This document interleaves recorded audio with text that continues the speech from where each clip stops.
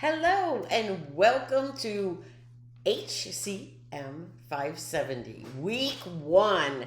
Week one of 8 great weeks where we're going to provide you with knowledge and skills that you really need to be successful in healthcare in the United States in 2024 and going on, because we're right there at the doorstep for 2024, so we're already looking forward.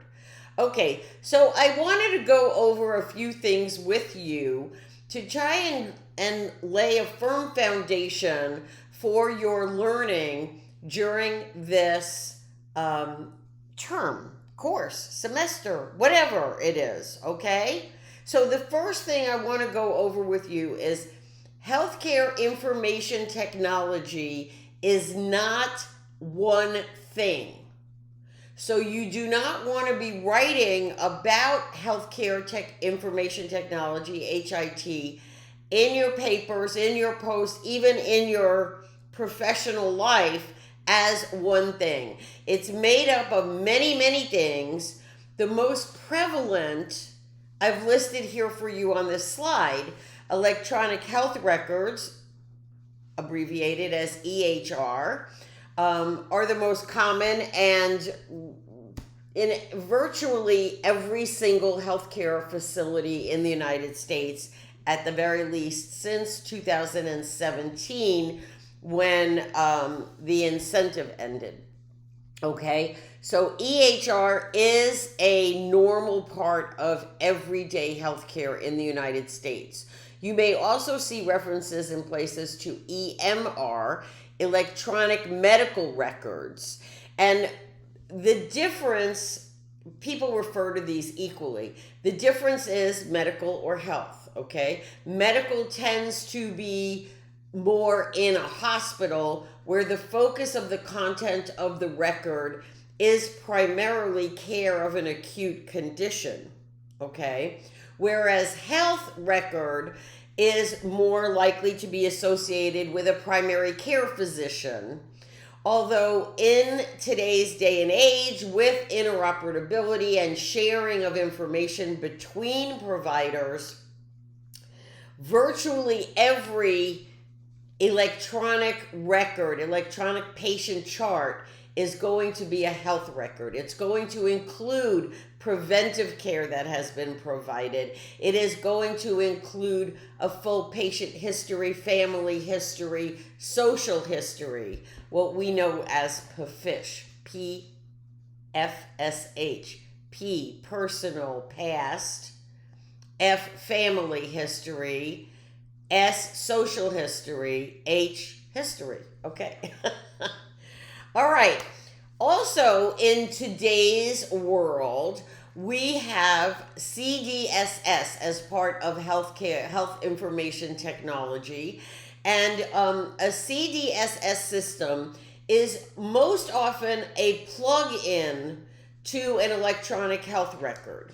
And this gives the provider a one-click access to evidence-based medicine that is published. So instead of in the old days where physicians would have to read every single journal of the American Medical Association and the New England, the New England Health, I just had a blank. Okay, but the point is all of the publications now are digital, and CDSS can help the physician pinpoint current information, evidence-based information, to help with diagnosis and treatment of this patient with information that has been published as early as this morning.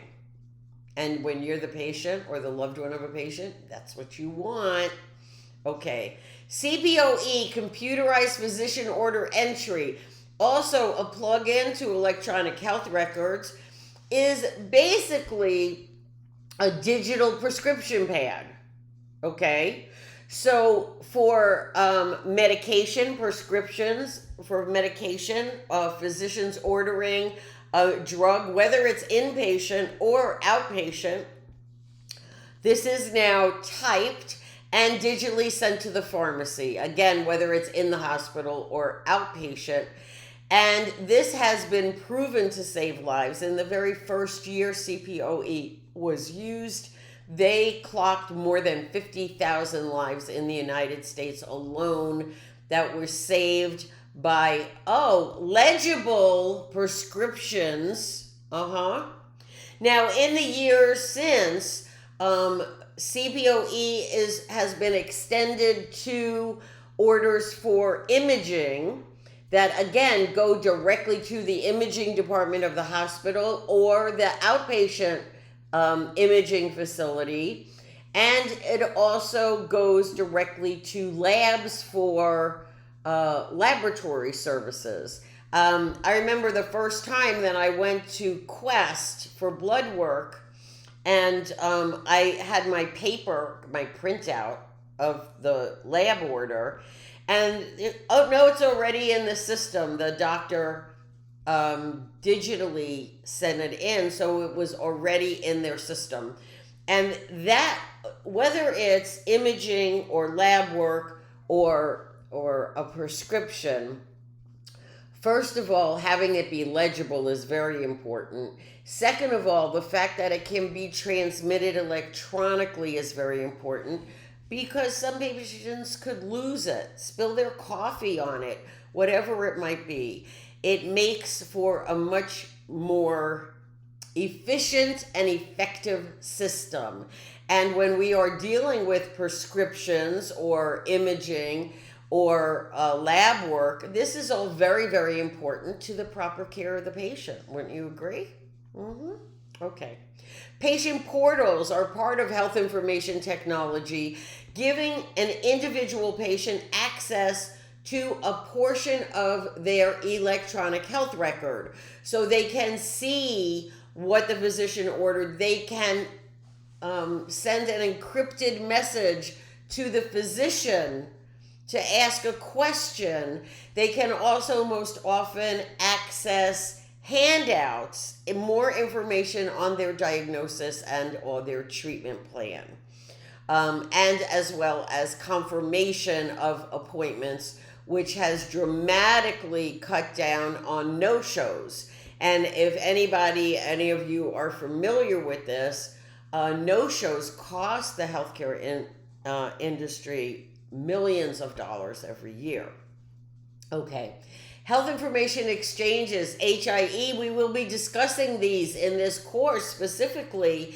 And this is an independent silo of patient charts and patient information submitted by physicians. Right now, they are primarily either regional or state run, so within that state.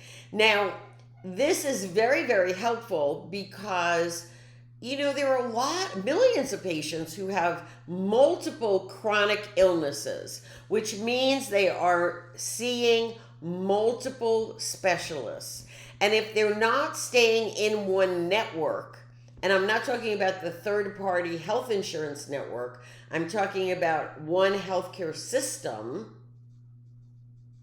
they may not be able to access the patient's records directly from that other physician, but it will have important information that can prevent cross-contamination with prescriptions that are contraindicated. But the patients are not necessarily very good at communicating all those details.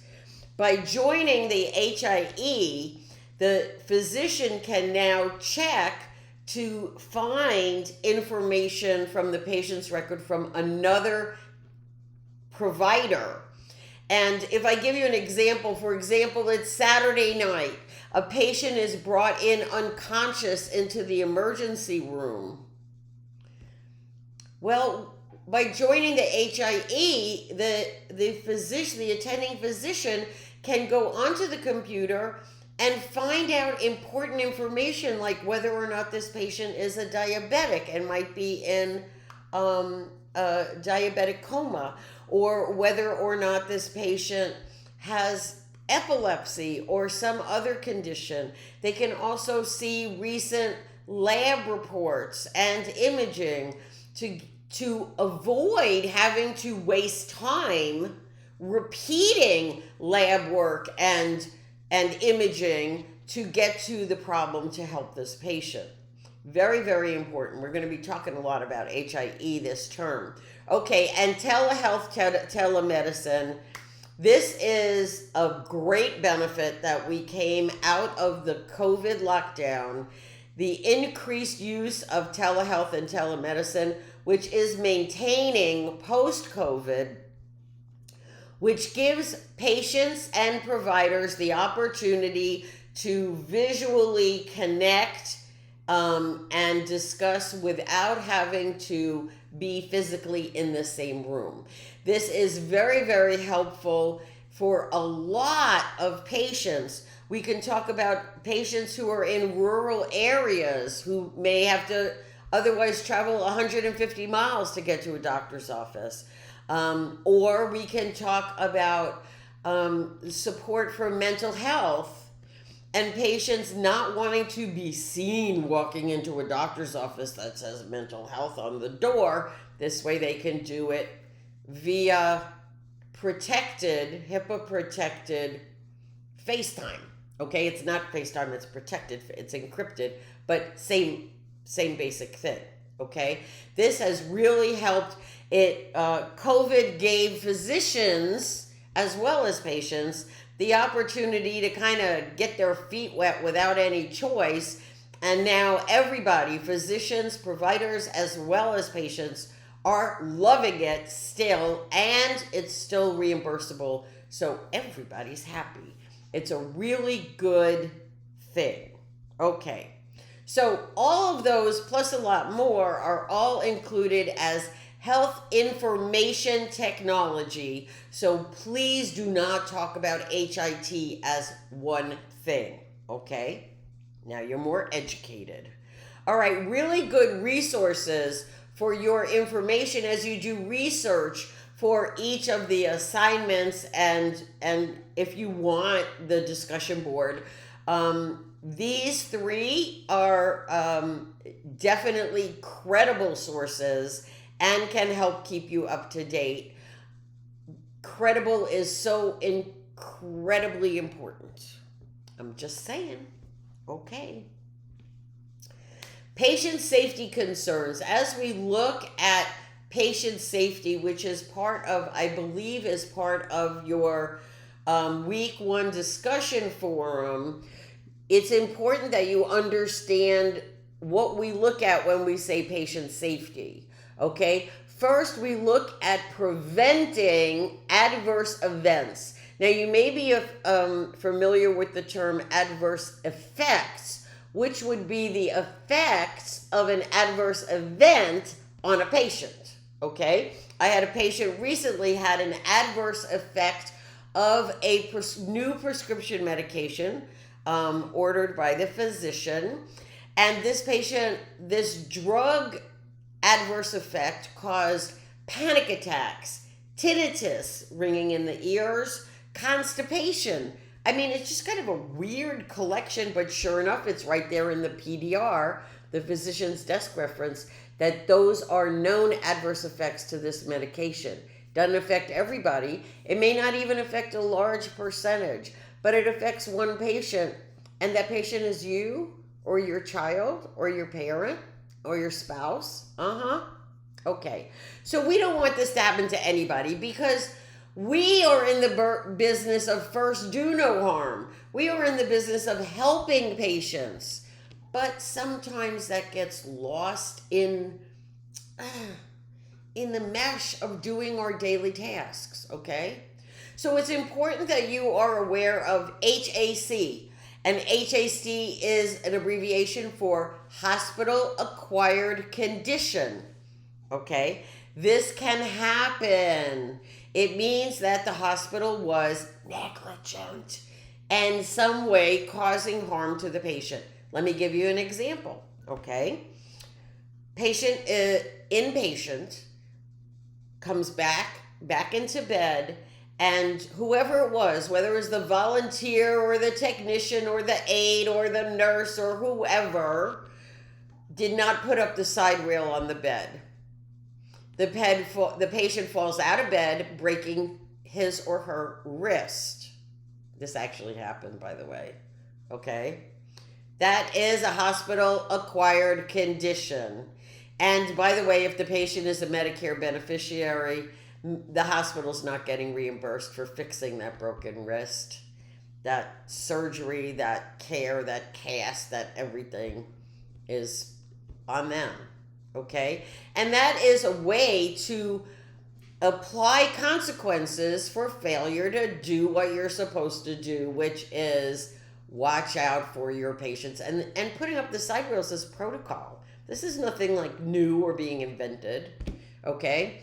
There were also what are known are never events or sentinel events, and that's two different names for the same exact thing. A sentinel event is a never event. And this is something that should never, never, never happen, okay? But yet, we still have all these human beings involved in healthcare, okay? So, a sponge is left inside of a patient after surgery. That is a never event, because there's no reason why that should ever happen, but it has happened, okay? So we all have to be on the watch for helping to support these things not happening. Okay? All right. And then there are 3 essential descriptions of adverse events in healthcare. The first is preventable. Preventable is something that human failure, okay? Yes, to err is human. And you might say, oh, it happens once in 1,000 times. Well, if it was your child to whom it happened, I don't think you care about the ratio or the percentage. Okay, this is something where there's already a protocol to prevent the adverse effect. And the healthcare provider dismissed it, overrode it. It's happened. Okay? A nurse grabs a vial of medication and injects it into a patient without stopping for 1 tiny nanosecond to read the label. Grabbed the wrong one. The patient died. True story. Okay? For failure for this human being to read the label of the vial in her own hand. No. Okay? All right. Ameliorable adverse events are those that, while they might not be preventable, could have been less harmful if care had been different, if there had been greater attention paid to the situation. Okay? And adverse effects due to negligence are those that just fall below the standard of care expected of clinicians. And it's not just clinicians, administrators, all of those of us, and yes, I include all of those of us on the other half of the hospital or the other half of the business of the practice. We are involved in those as well. We are involved in those to make sure that those medication lists are up to date, confirmed by the patient. That's our job. That's an administration thing, so that when the physician looks to prescribe a new drug, they know what the patient is already taking and therefore what might be contraindicated. The same goes with the allergy lists, okay? So we're all part of this. We're all involved together. And yes, it takes a village. It's important. Okay, so to keep you up to date, I know this discussion this week is about what has been improved over the last 20 years since the Institute of Medicine wrote their To Err is Human article, which you will be reading if you haven't yet, okay? But I also want you to look at and pay attention to this is now 23 years later. And we have new challenges with regard to patient safety. And these are just a few of those challenges. Pediatric mental health crisis, and this is important, and I'm so glad that we as a society are getting much better about recognizing that mental health needs to be as cared for and as paid attention to as a broken leg. And you know what? If a part of the human body is not working the way it should, then it needs a healthcare professional. And children are more often overlooked because they can't express it the way an adult can. And it's hard enough for adults, that's for sure. Delayed identification and treatment of sepsis. This is also something that that is a great concern. You know what sepsis is? Sepsis is an infection in the bloodstream. Do you know where the blood goes? Touches every single cell in the entire body, bringing with it infection. You got to stop that as soon as possible. Consequences for poor care coordination for patients with complex medical conditions. And we just talked a little bit about that, is how health information exchanges can be very beneficial for that. But we have to sometimes make an extra effort, okay? Risks of not looking beyond the 5 rights to achieve medication safety. And this is absolute as well. The 5 rights: right patient, right medication, right dosage, right timing, right route. Everybody knows it. Unfortunately, sometimes when you memorize something from your first year in nursing school or a healthcare class, by the time you get to having 10 years on the job, you kind of sort of forget it, or you take it for granted. We cannot take this for granted. Okay. Accidental administration of neuromuscular blocking agents. There was just a case about a nurse who mistakenly injected a patient with a neuromuscular blocking agent instead of Versed. Yeah. She was one of those that did not take a nanosecond to read the label of the vial in her hand before she stuck it in this patient. The patient died. She was charged with negligent homicide, and rightfully so. Okay, we got to all watch out together, all right? Better safe than sorry. Double check, okay? And preventable harm to omitted care or treatment. Oh, I have seen too many case studies and lawsuits about, well, the doctor poo-pooed it. You're all familiar with that, right? Oh, doctor, this hurts, or this isn't, whatever. Oh, it's okay, it's nothing, don't worry about it.